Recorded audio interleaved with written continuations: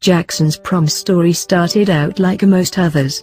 He and his friends, along with their dates, decided to get dressed up and meet at someone's house to take all those cheesy photos parents love.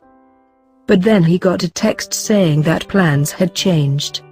His friends no longer wanted to take photos and would instead just pick him up before the dance. So he waited, and waited, and waited, and waited until 6 p.m. Sadly, however, his friends never showed up. According to Jackson's mum, Sheila, things only got worse from there. By that point, his friends had stopped answering his calls and texts completely. His younger brother and sister and I watched him as he started to realize that he had been ditched, Sheila explained. I have to tell you that in my 18 years of parenting, I have never felt so much pain. To make matters worse, Jackson then logged onto Facebook and found out that the group had, in fact, taken group photos together. They just didn't want him there. The entire thing had Jackson feeling completely heartbroken. He had all but collapsed in the kitchen, Sheila said. The teen had often felt like an outcast, but he thought he could make this group work. In his words, I kind of showed them how to treat me. Like, they can do whatever they want, I'm alright.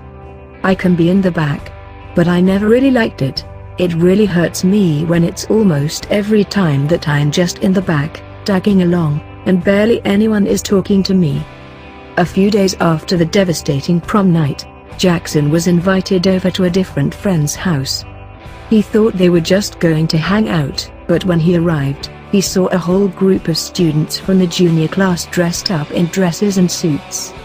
They shouted, "Happy fake prom."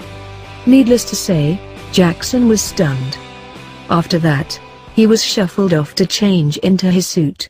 I'm in the bathroom changing and I kind of shed a tear a little bit because no one has ever done this for me, he said. At the end of the day, he got to have a great time and he learned some valuable lessons about relationships. You may feel like you belong in a place and you're in a great group of friends, but make sure that they're taking care of you as well, he said. He went on to point out that even when we feel alone, it's important to realize that there are billions of people in the world. Even if you don't feel like we're part of a group now, you'll eventually meet people who welcome you with open arms into their lives. Wise words, Jackson. If these young students' act of kindness warmed your heart, be sure to share to spread a smile.